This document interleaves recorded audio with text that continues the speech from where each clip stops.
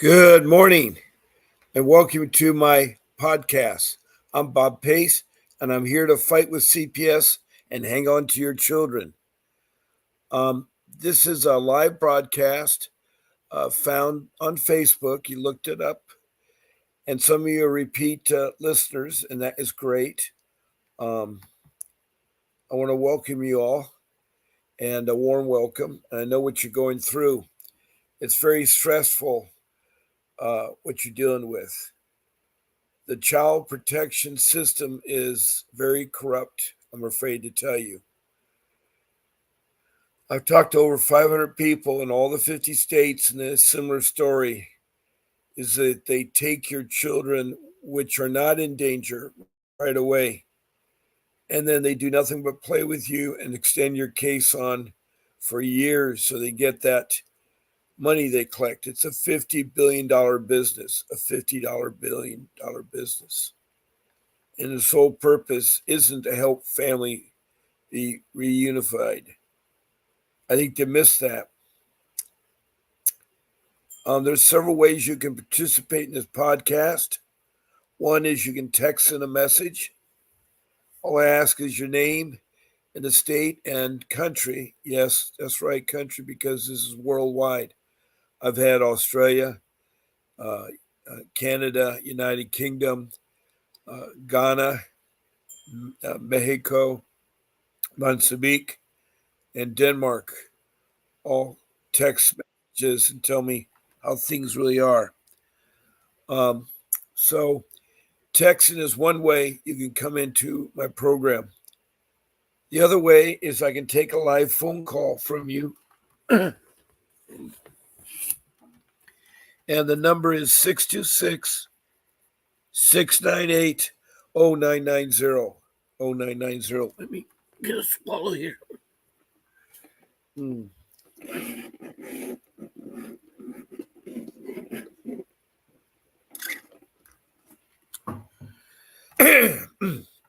My throat was a little dry. So you can call in. A third way is to email my producer, who I appreciate very much, who's in this background helping me put on the podcast and arranging guests. And if you want to be a guest, that means where you come on, all you have to do is email her at grace@vincentwdavis.com. That's grace@vincentwdavis.com. And she will gladly help you.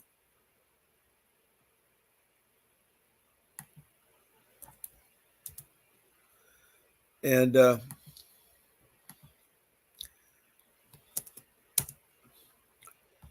that email, you just need to tell her you want a morning show or afternoon show, and Monday through Sunday. I'm on 7 days a week, twice a day. That's 14 shows. I'm on at 10 o'clock in the morning and 7 o'clock at night for 1 hour Pacific Standard Time. With one exception on Sunday. Every Sunday I start at 8 instead of at 10. I start at 8 a.m. in the morning instead of 10.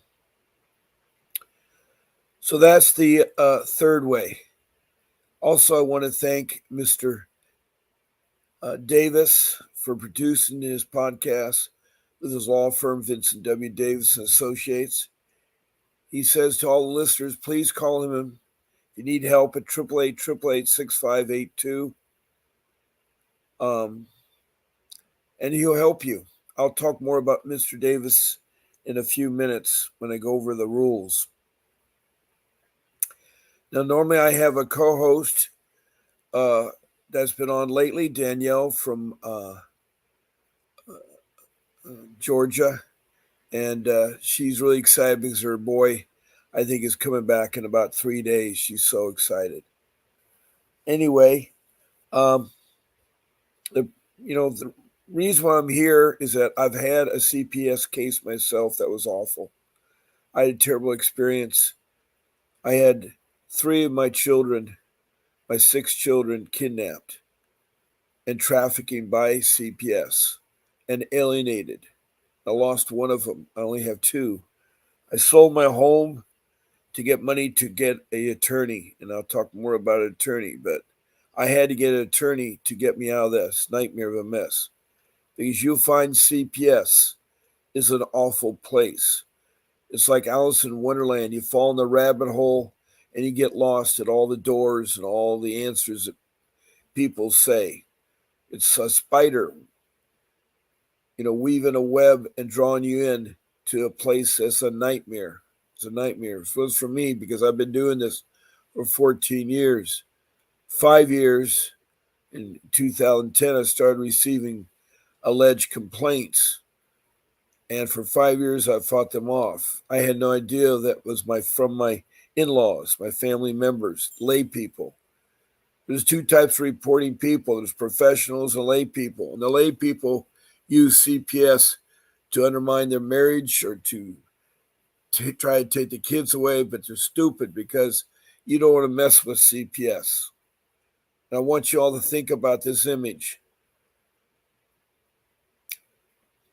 In Prescott, Arizona, in the year 2022, 8 social workers thought it was funny to make T-shirts, pink T-shirts, and on the front, put that they're professional kidnappers. And on the back, they said, "Parents, you know where your children are?" And they wore this out in public and got busted. They were fired, 8 of them, 25 years total that they had. And the director was fired. But I want you to have that image in your mind right now. Have that image of the type of individuals you're dealing with that are so corrupt, so bad. I don't know how to explain it to you, but they are.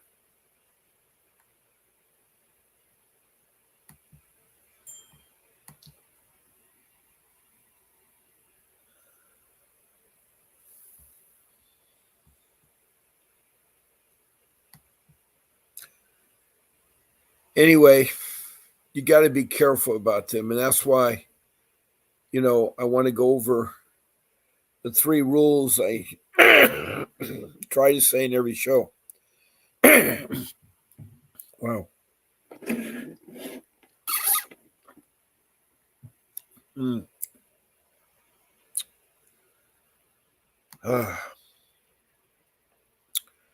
Rule number 1.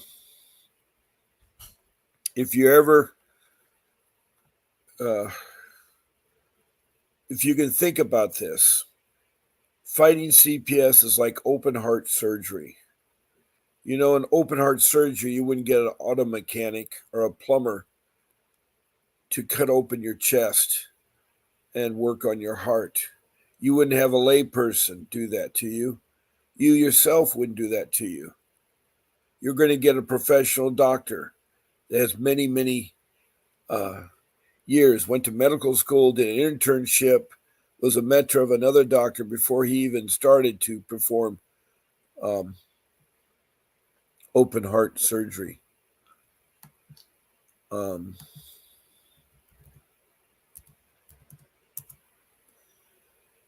So I'm telling you, an attorney is very important. I tried to fight them with my court-appointed attorney, which is a public defender. They're the worst kinds of attorneys because they really don't meet with you ahead of time. They're very limited with their times. They only see you in court, and they do very little for you. They wheel and deal. They're friends of the social workers, attorneys. They're friends of the judge. They're very familiar with the dependency court, which is terrible because I had a terrible judge. That's another thing. You got to be careful of your judge. You need to find out what kind of judge they are.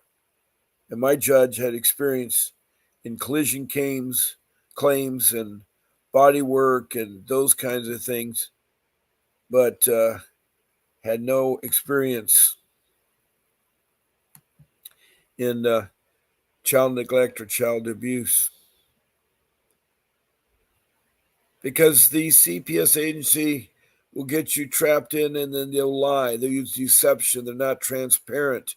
I don't know. They're a government agency. And the history of CPS is threefold. They had a period of time from colonial days to 1875. And there was a couple cases in colonial days where they did prosecute parents. They did again in the 1800s, and then it goes from 1875 to 1962.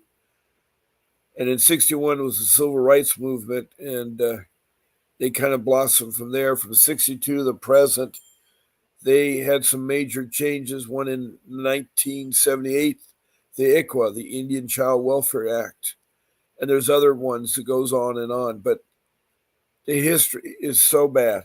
They're supposed to protect our children from child abuse and child neglect. They're supposed to do family reunification. The key when I say family reunification is that the best parents are the biological parents. The best parents has been proven, cases done, and so forth. I want to say hello to Lee, Jamie. Yes. Lee says they go out to eat.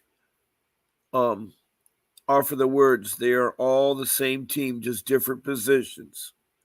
All of them are professional kidnappers, but they are, Bob. You said that perfectly.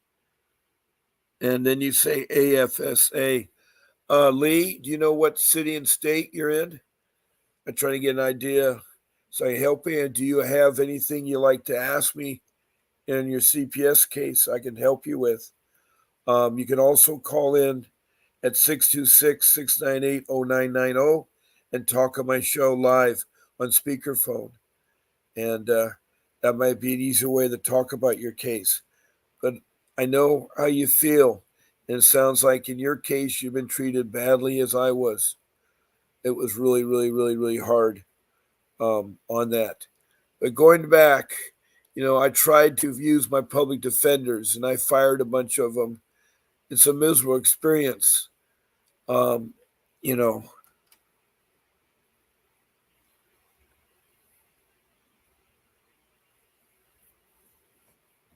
Yep, they don't. Their thing is to break the family up through alienation. They traffic your children in the foster care system, either putting you in a shelter or in a group home or a single family home. And that even gets worse. And they do that solely to get the money from you. Now, she's still fighting at the appellate level. I had just appealed. The gold change was denied, and that now I appealed the TPR. I don't know what TPR is. There's a lot of acronyms out there. If you could tell me. Also, I don't have an idea where you're calling, where you're texting from. If you can give me the state, that'd be great. That'd be great if you give me the state.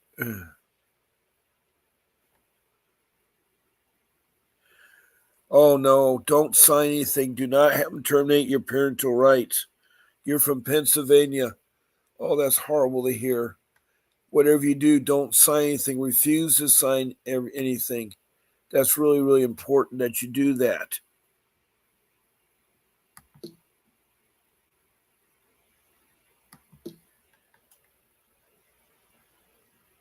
I don't know how important it is to fight your case. Hopefully, you have an attorney. Right now, I'm talking about rule number 1.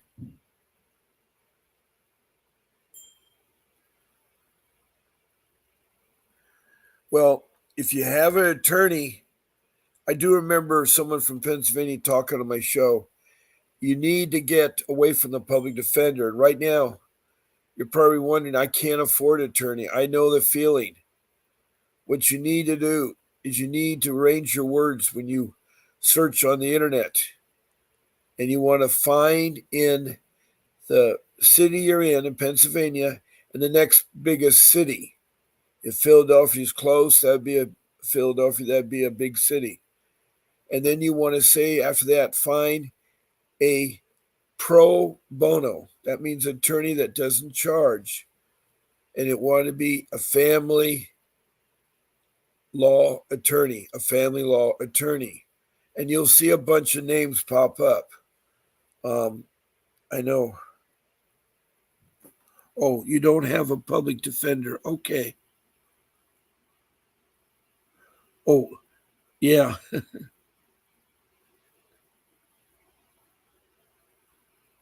Hey, Faye. Glad to hear from you. I know you've been sick. I have missed you. I've tried all over, and it costs a lot of money, but we don't need a family law attorney. Um, a dependency attorney. Well, the family law, that's where I'm trying to tell you all to get a list of names. And from that list, you pick 10 names. The dependency is the court that they're in. Family law is what attorneys practice. They practice juvenile and they practice the family law there.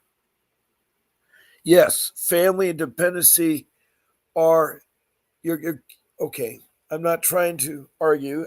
I respect your opinion.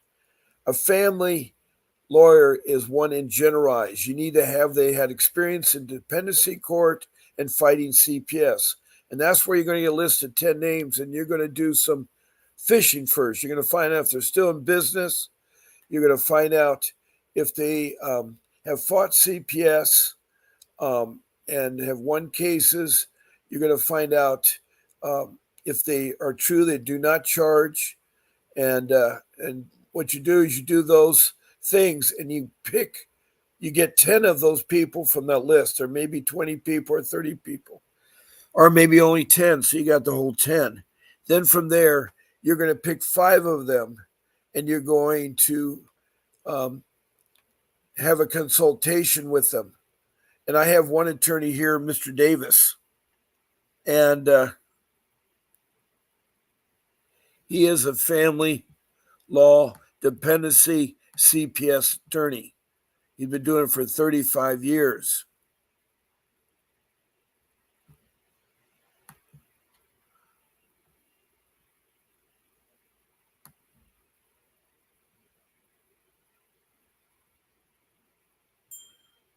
Okay, you appealed it, but I had to pay attorney. It's bullshit in this state. I know how angry you are, Lee. I know how you are. They are kids for cash. They collect $20,000 a month per child every month the case is open.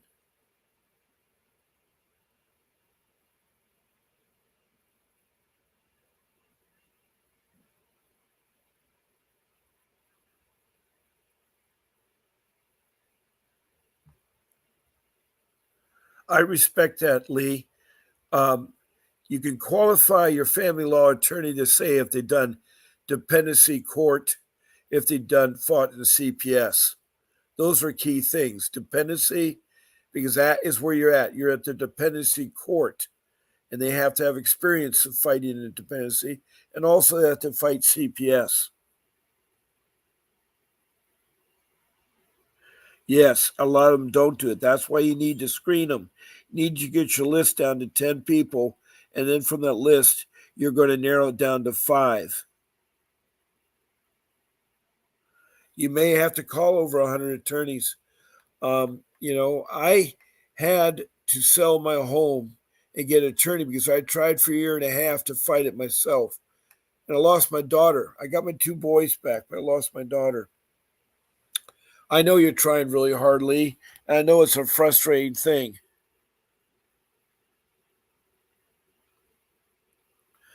The attorney that I'm suggesting that be on your list of 5 is Vincent W. Davis. He is a professional family law attorney, see, with dependency background. He's a trial attorney. He's done trials. He is a CPS fighter. He's also fought CPS civilly in both state and federal courts. He's won cases against CPS. He's won lots of money. He's I feel, one of the top attorneys in the country. And he's offering a consultation right now for 30 minutes for $60. And all you have to do is call him 888-888-6582.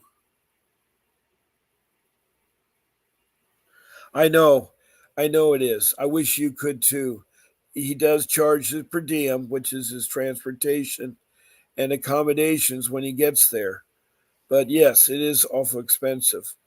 I don't know. I had to sell my home to make it work. My equity in my home wasn't very much. I had to sell it to get what little I could out of my home to pay Mr. Davis.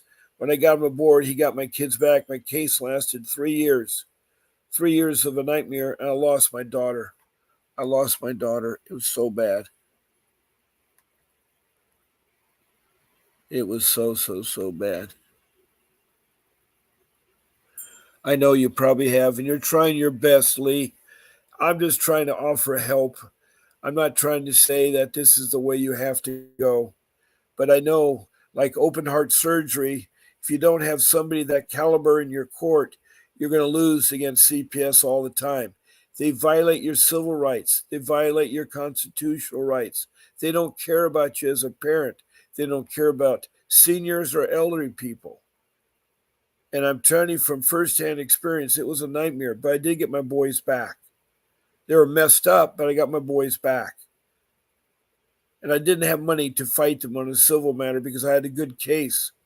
My social worker lied while she was on the stand. She got caught in the lies. And it was really sad. Faye, what's the latest with your CPS? Um,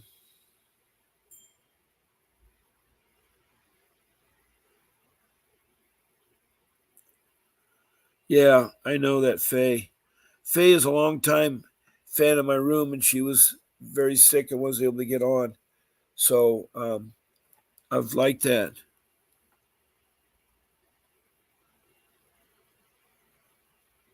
You got your daughter back, Lee. That's something. I know it's not what you want. You will get your daughter back. It's okay to vent. That's what this podcast is about.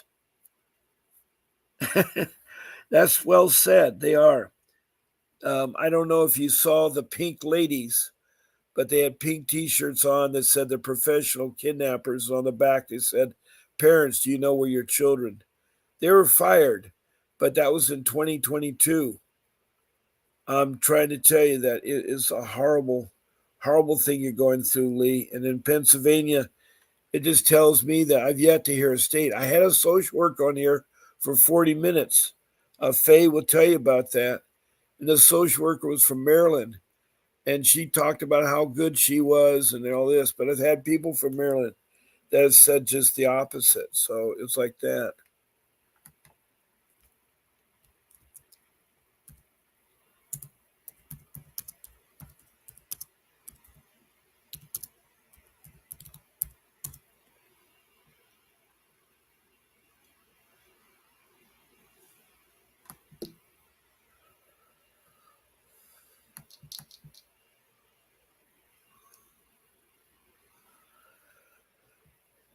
Uh,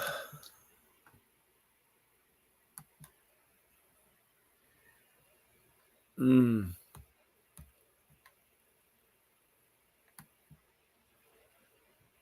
Okay. Going back to looking for an attorney, that's one of my rules there. When you narrow down to five, make sure you call Vincent Davis. As I say, he'll do a consultation for 30 minutes for $60. All you have to do is call 888-888-6582 and tell the office that Bob Pace sent you. And then when you talk to Mr. Davis, tell them also.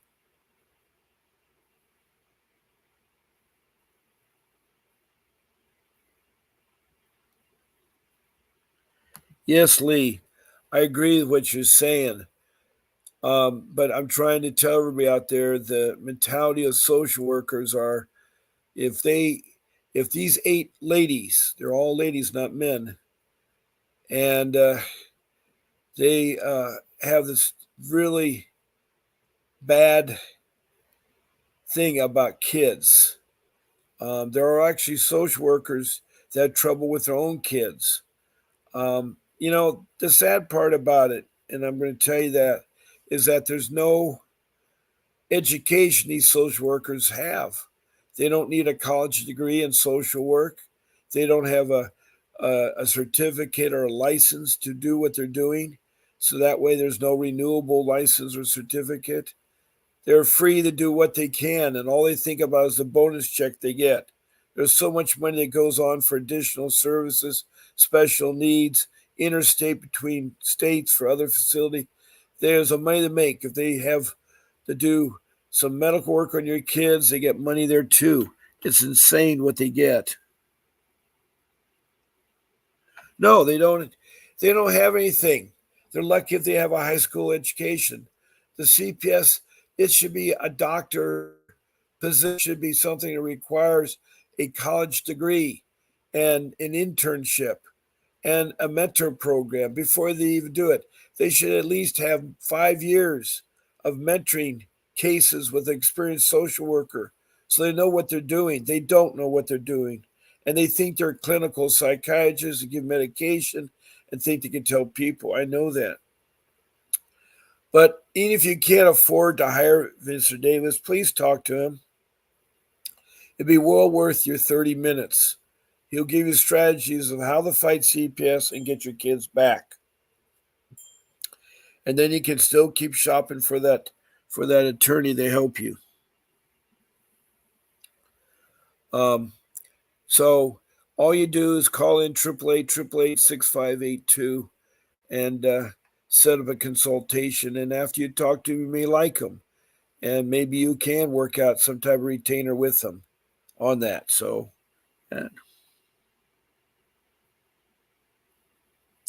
oh, I agree with you about that. Mine didn't have children. Mine wasn't even married. I mean, she just got out of school, and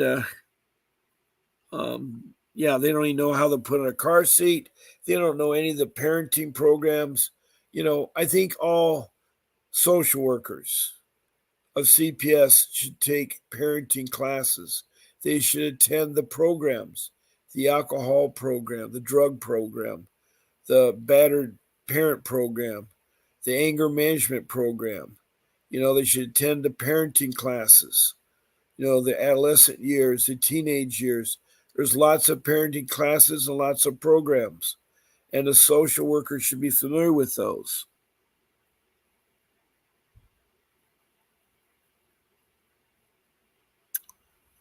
Yeah, I love that. They do have a dog. That is very, very, very disgusting. That is very, very disgusting.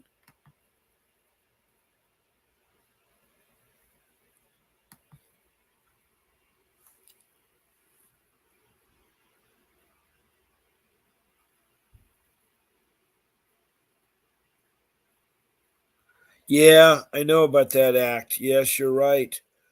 Um, if I knew what I know, I would never have lost my daughter. Education is the key to success in CPS, and we should be exposed to CPS in life skills in high school.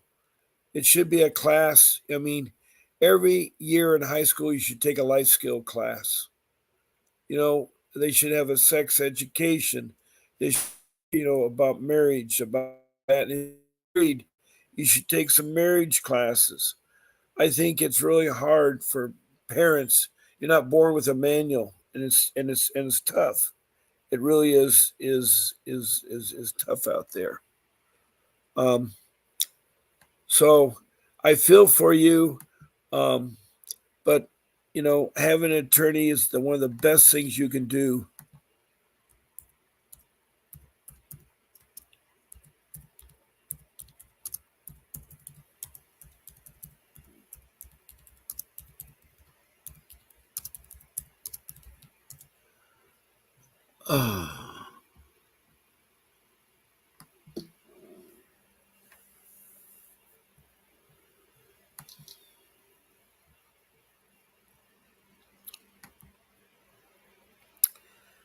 So that's rule number one. And you can try fighting alone, or if you want to use a public defender, that's going to be tough. But never give up. Do not sign your rights away. Do not give up your medical. Yep, ignorance isn't the law. It's not an excuse. Yep, if I knew what I want, I would never been involved in CPS. You're right. You're right. I had a valuable experience. I have 14 years fighting with them. Three of them were actively. Three of them were actively. Um, Again, I want to remind all my listeners to keep texting your message. I'll try to answer them. You can also call in at 626-698-0990. And I can take your call, put you on speakerphone, or if you want to be on the show later, you can email Grace at vincentwdavis.com. That's Grace at vincentwdavis.com, and she'll arrange you to be on my show. Um, Now, rule number 2 is a very boring one, but it's very important. It's the paperwork of things. If you don't keep track of what's going on, you won't remember it 6 months or 9 months down the road or years when you're in your case. You need to get yourself a 3-ring binder notebook about 3 inches thick and stuff it full of college rule notebook paper. And, after that, you need to have some subject tabs. And your first subject should be incidents. What I mean by incidents, things that happen to you from day one. And you write on the piece of paper, and being a 3-ring binder, you can open it, take out the sheet of paper, and you can write it down.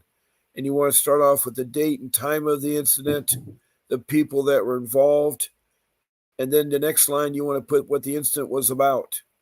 Describe what the incident was about. It may take 3 lines. Then after that, you want to put the outcome of the incident. Then skip a couple spaces and do the next incident, the next incident. That way you keep track of all the incidents. Subject matter number 2 could be your parenting classes, your drug-free test, your program uh, classes. You list all the things that you're doing, the dates and times and when you completed them. Also, in there, you could stick your copies of your certifications, but that's what your tab 2 could be. Also, your third tab could be info, meaning these are sites, websites you found, phone numbers you found, people you've talked to. It's a resource. It's a resource tab that help you keep track of it. Then you can do the other tabs any way you want. You may want to have a tab to put your court orders in. It's up to you, but you keep it organized. Keep it in one place. That notebook will become very valuable, and it will help you with your case because you won't remember everything from time to time. So that's rule number 2. Now, rule number 3, I talked about in the very beginning. No, this morning I didn't. Okay. I want you all to think about this. In the news lately, there's a sad, tragic incident that happened in Florida. A young black Air Force airman was brutally killed when he opened the door. And I always say to all of you that you never open your door to anybody. You never know who's on the other side. And you have a answer machine, you have a mailbox. You don't have to open the door. And I'd be very careful when leaving your place. Look out through the peephole and very careful of your surroundings. Because what happened was there was a report of some disturbance. They're not sure if he was at the wrong place, but the sheriff knocked on the door. But the way he did it was terrible. He knocked a couple times, soundly, didn't say anything. That alerted the man behind the door that somebody was going to come after him. And so he knocked again and said, "This is the sheriff," in a very gruff, very disturbing voice, not very friendly, not very professionally. And then the guy opened the door because, like all of us, we think we have to open the door to police. And by the way, you do not have to open a door unless they have a warrant. And if you don't answer anything, they don't know if you're in the house or not. And if they break into your home without getting your permission or knowing that you're in there, then they'll be open to a civil suit. So I'm telling you, do not open the door. And you want to say no to policemen and no to social workers. Don't talk to them. They'll use everything you say against you. That is wrong. You use everything they'll say against you. And I cannot emphasize how you just say yes, no answers to social workers and to policemen. And um,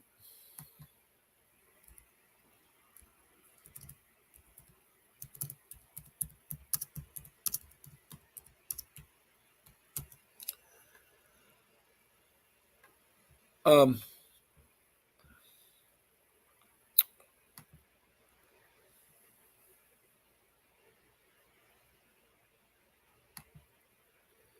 it's uh, it's hard. It's hard to know everything, and I'm trying to give these simple rules. Hire an attorney or get a pro bono attorney for free, or keep track of your paperwork. But don't ever open the door. Don't ever give up your children. They have to have a court order, a warrant that said they have permission to go in your home or they can take your child. And you got to read the warrant. So many people flash papers. CPS is notorious to make copies of other court orders and try to say they're for you. It's very important to read the court order. Sometimes you can see the court order on a window next to the door. Look at it carefully.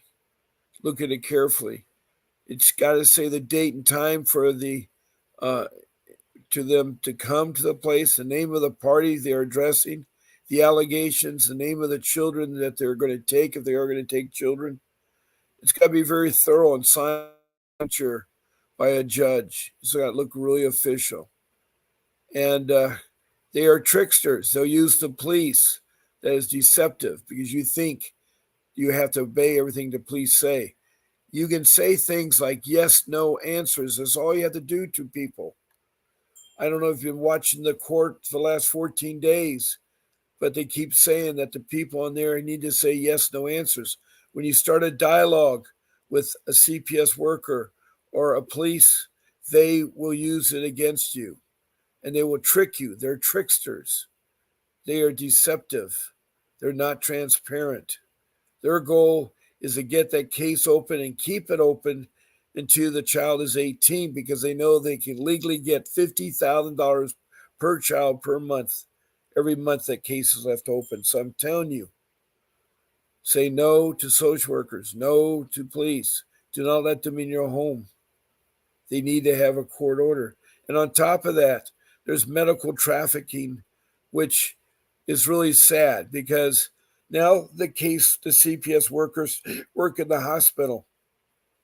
And when you take your child in and maybe in the middle of the night, heaven forbid something wrong with them, and if the doctor diagnosed something and you say, well, I want a second opinion or talk to my own doctor, that's your right. But what happens is they will in turn tell the social worker or the CPS worker that you refuse to do medical treatment with your children and they take your child from you. I cannot believe that. You're not stopping medical treatment. You want to get a second opinion. It's your right to have that second opinion. There's nothing that should stop that. And furthermore, women are coming in and having their birth their children, and CPS workers and police will march in the birthing room and take the child because they think that the child is contaminated or they had a drug test on the mother and they think the child made it. No, that's not there. Its purpose is to have a birth of a child, and the hospital people should kick them out. They should go in the waiting room, and they need to have a proper paperwork before they even enter that mother. Mother needs a bond with the child, and that is wrong. That is so wrong. This medical trafficking has got out of hand. They're taking children needlessly when a parent wants a second opinion or go to another doctor. They're taking children, their birth right away. That's wrong. The mother needs to nurse that child. There's a time and place for everything. But what's happened is now CPS and the police think they're above the law. They are doing things against the law. There are your amendments, your constitutional rights and amendments. They're violating. They're violating your civil rights. There's so many things like that. And so you got to keep that in mind. So those are the three rules that I want to emphasize to you that you should try to follow. They'll be really, really good rules. So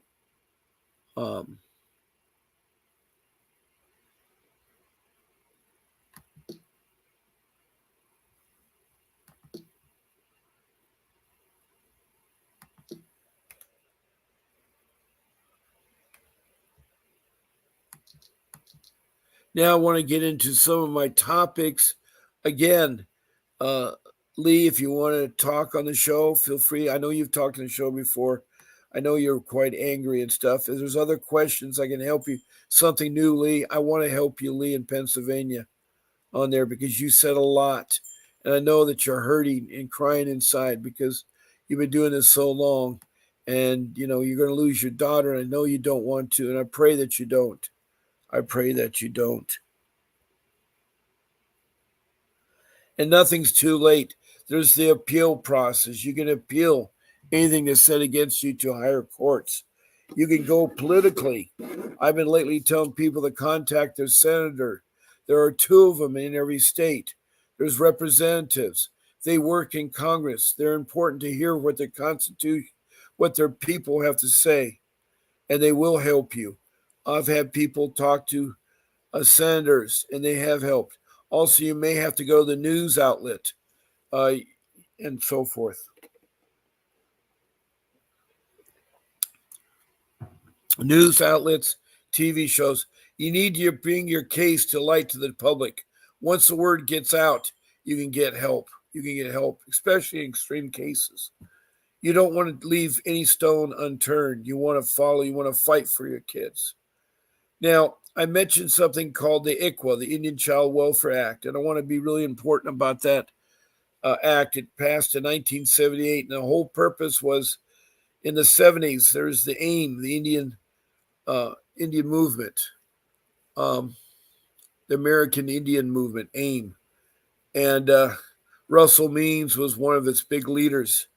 Anyway, they had a standoff at Wounded Knee when the FBI cornered the Indians, and they were trying to relive the tragedies.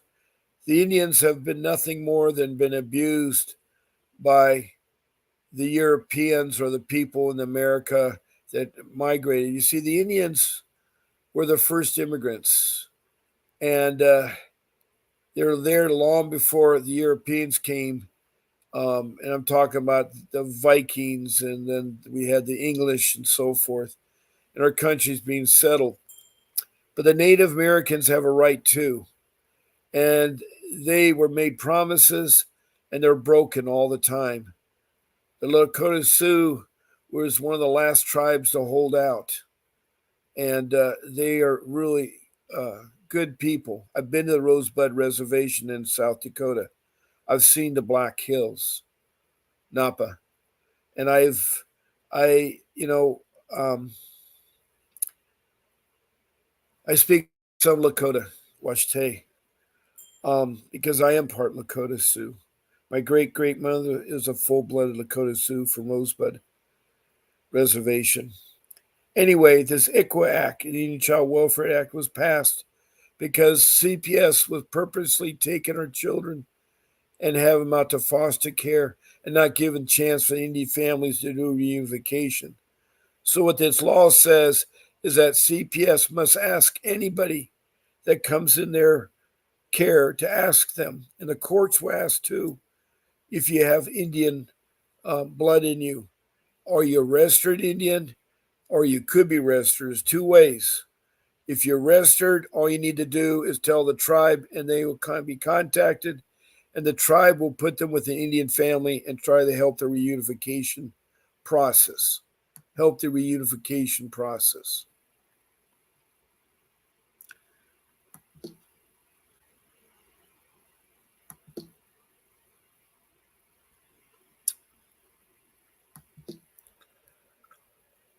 Um,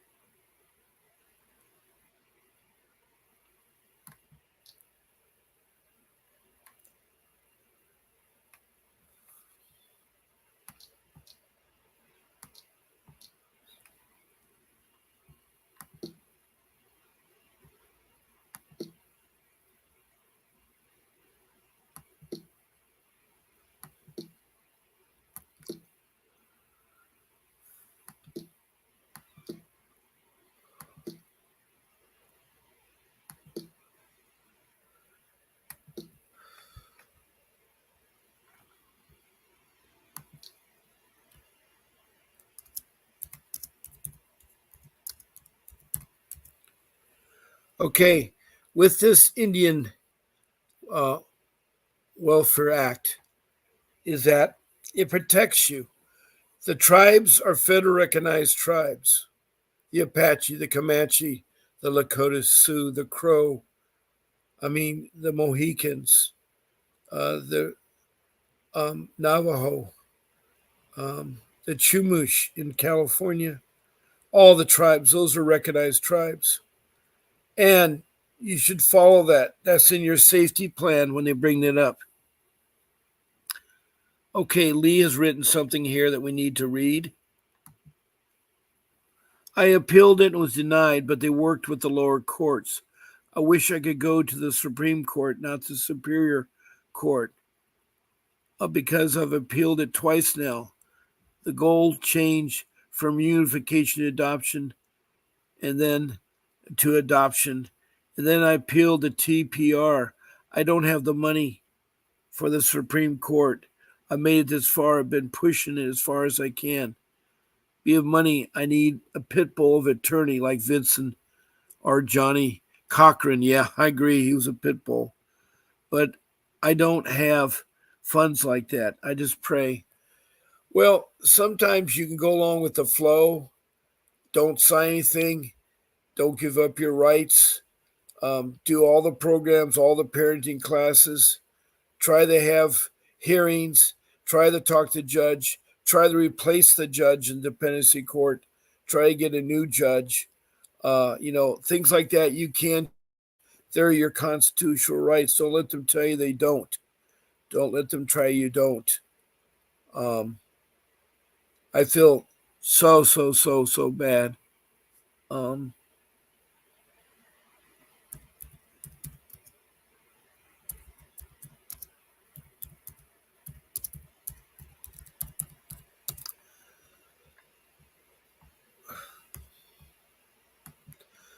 um, so that's the ICWA.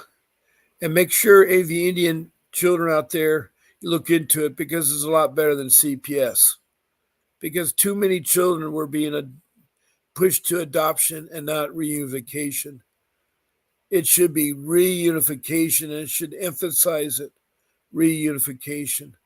And people like Lee should not go through what they're doing.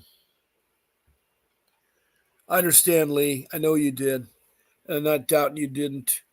I wish I could wave a magic wand and help you out there. Um, I have a 13 minutes left of the show. I'd still love to have some of you call in or text me more questions I can help you with. I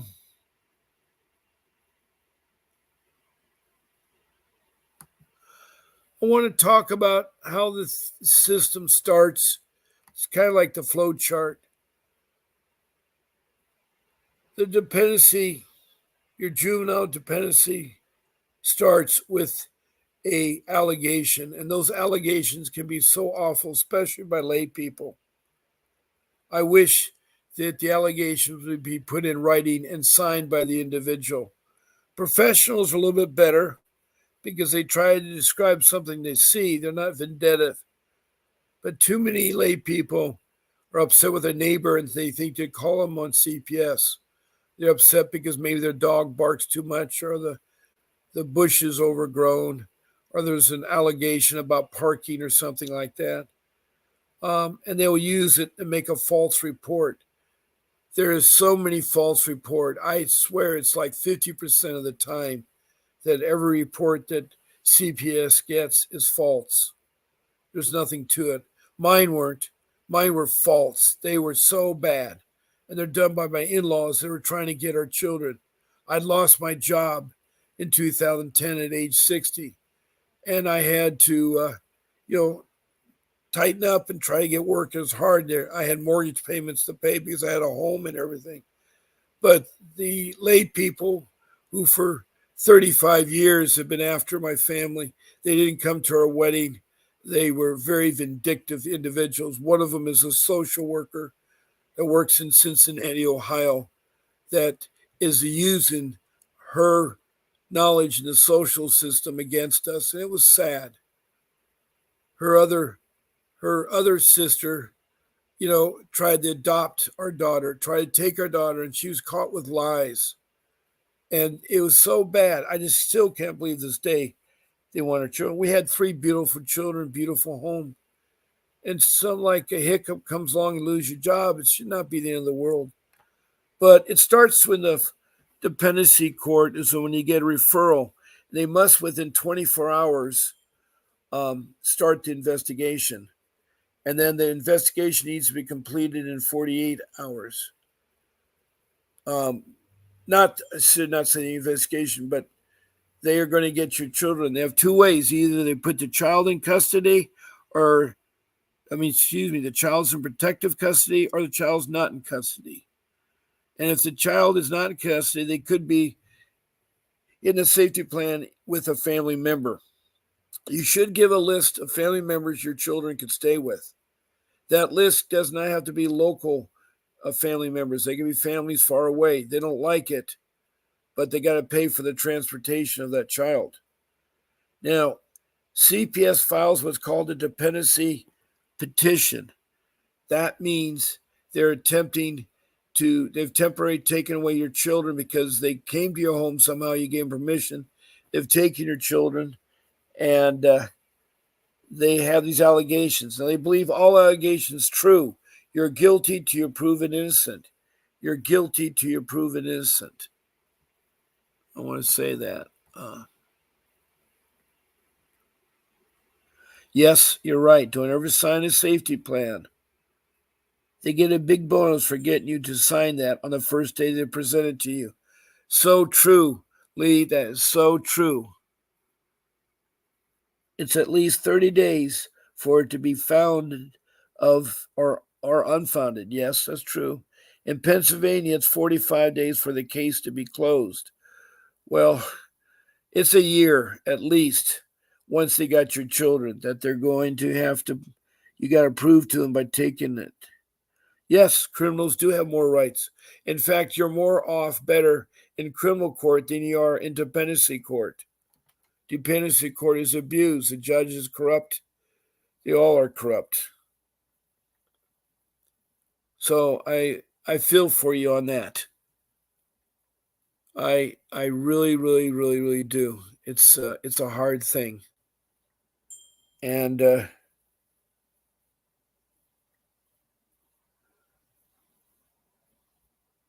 yes, they take away your civil rights and your constitutional rights. That's the worst thing they do,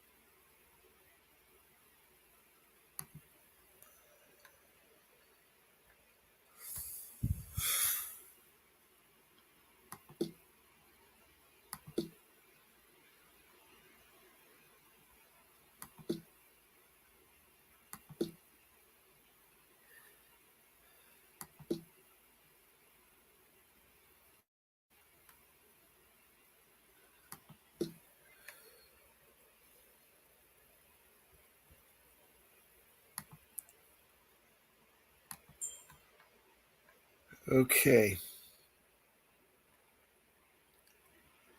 All right. All right. Ready. Okay.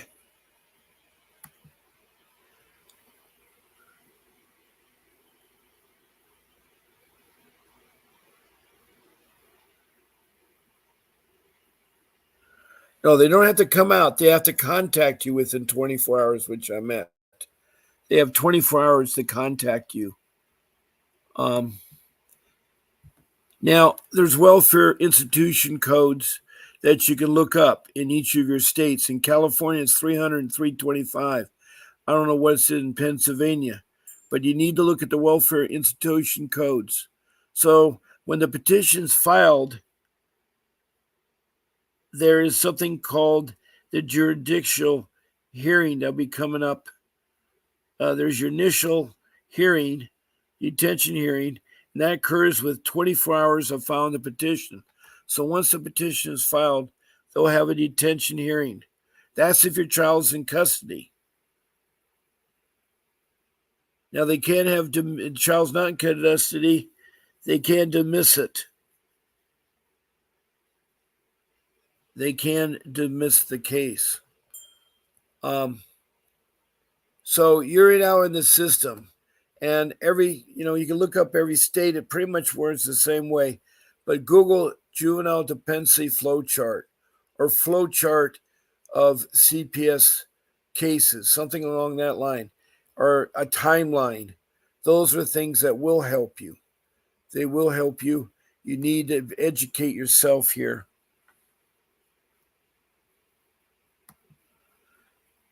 Lee now says further, with adoption, they have to keep it open so they don't within 24 hours. Okay.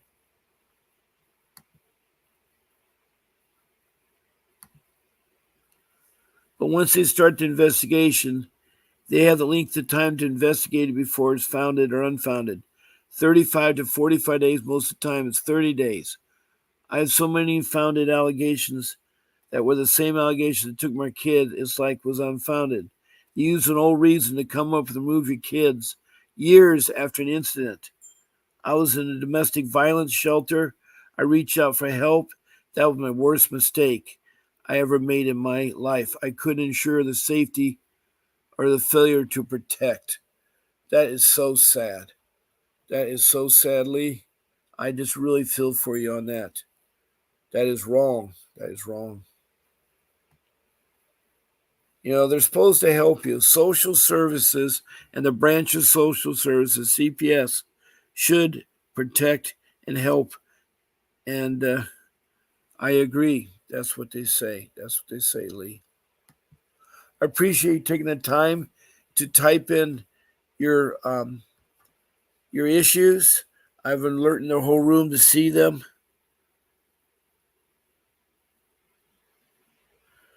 Yeah, we all have a tendency to talk. I'm a talker.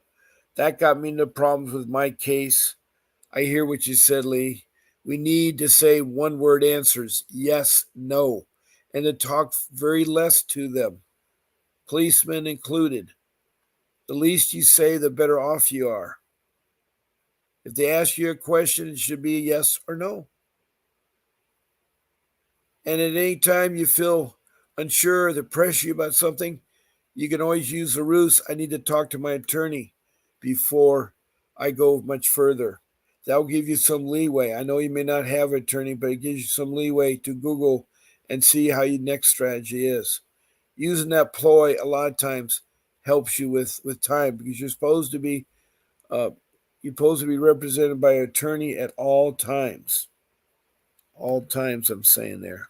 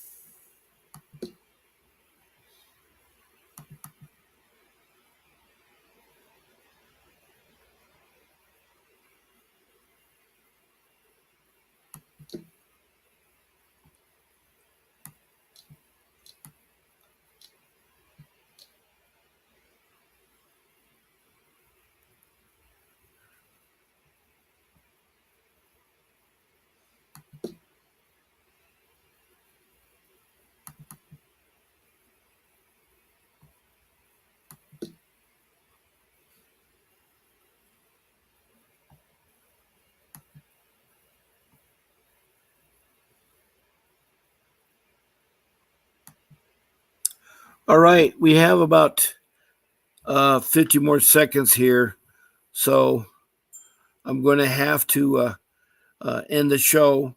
I appreciate Lee, who did talk to the show by typing, and I pray to you that that you'll get better and that you have protected your children. Someday your children will come back to you, even if they're turned 21. I know you did. You put the man in jail for doing what he did. I'm glad you did that. It's disgusting. So thank you, Lee. I'm happy to see Faye back. I hope you get better, Faye. I do miss you, Faye. Lee was from Pennsylvania. Faye's from Richmond, Kentucky.